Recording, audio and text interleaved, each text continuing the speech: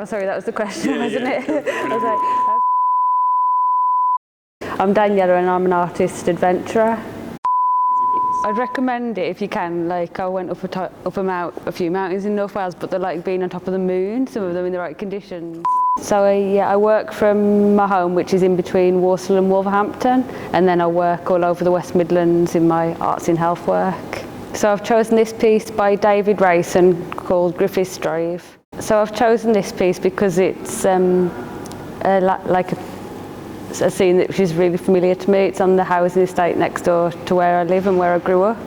Similar, actually, I was born in '91, so it is. It's a really familiar landscape. It's quite similar to today, except for the style of cars, I'd say.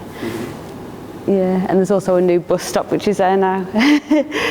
Comparing it to like real life, and I was like, the colours are actually really bright. I don't know, it's quite optimistic, I think, quite celebratory. And the road just looks like so clean, do you know what I mean? It still feels really homely to me. I don't know whether I'd say either is better. I like the rubbish though, because I like those little clues to like what might have been going on and making those kind of like narratives without people being directly in it. I think that's one of the things I like about the piece.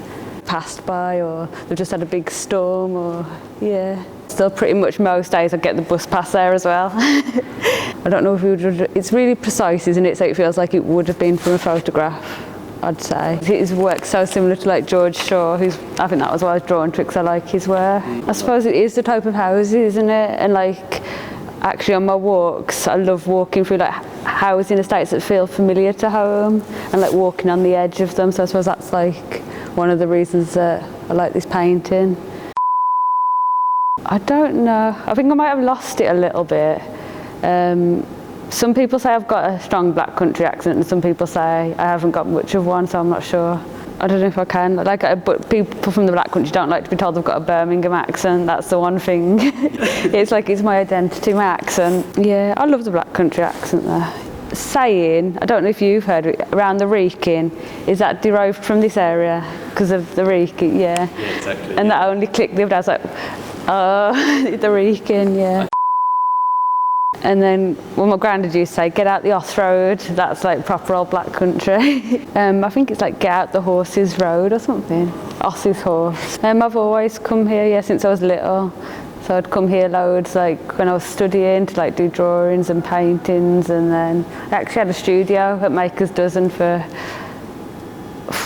a long time. I think after I graduated from my undergraduate course, I had a studio here, and then after I graduated from my master's, I had a studio here. So yeah, I've had quite a long relationship with the gallery.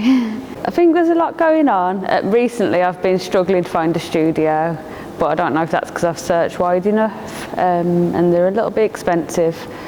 But there's a lot of I feel like there's loads of support. So I've had like a lot of support for the new art gallery in Walsall, with a residency and an exhibition, and then I've worked with Creative Black Country. They're really supportive of like publicly engaged and community artwork.